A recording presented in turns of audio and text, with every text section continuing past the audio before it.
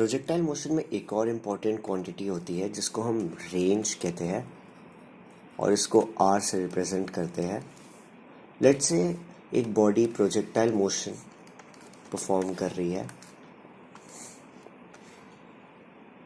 और वो ये ओ से लेके बी तक करती है। तो जो ओ बी डिस्टेंस होता है ये बेसिकली एक बॉडी का रेंज दिखाता है। रेंज निकालने के लिए हमें अपने आप को एक्स डायरेक्शन में कन्फाइन करना पड़ता है और हमें पता है कि टाइम ऑफ फ्लाइट एक बॉडी का प्रोजेक्टाइल मोशन में होता है t equals to 2u sine theta by जी।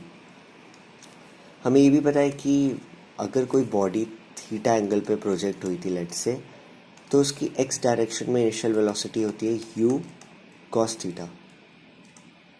एक और चीज़ जो एक्स डायरेक्शन में यूनिक होती है वो होती है कि एक्सेलरेशन एक्स डायरेक्शन में ज़ीरो होता है। बस इन्हीं तीन क्वांटिटीज़ का यूज़ करके हम रेंज निकाल सकते हैं। तो हमें पता है कि s equals to u t plus half a t square.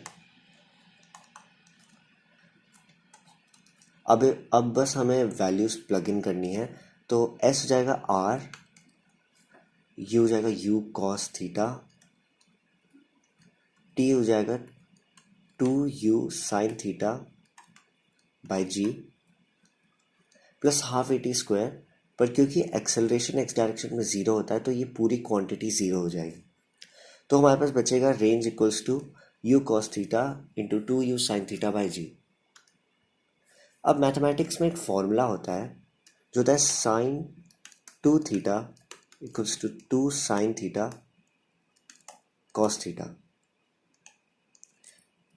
इसी फॉर्मूले का यूज़ करके हम रेंज को लिख सकते हैं r equals to u square sine 2 theta by g, और यही रेंज का फॉर्मूला होता है। अब एक इम्पॉर्टेंट या कंसेप्चुअल अंडरस्टैंडिंग का क्वेश्चन ये होता है कि अगर हम एक बॉडी को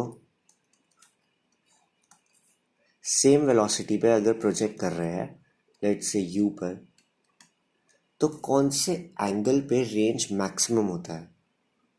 इसका एक बार सोल्यूशन आप खुद सोचिए और फिर वीडियो को आगे देखिएगा।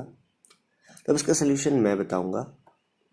बेसिकली साइन जो फंक्शन होता है हमने पढ़ा होता है मैथमेटिक्स में कि साइन एक्स लेट से हमारे पास है तो इसकी मैक्सिमम वैल्यू 1 होती है और मिनिमम वैल्यू -1 होती है।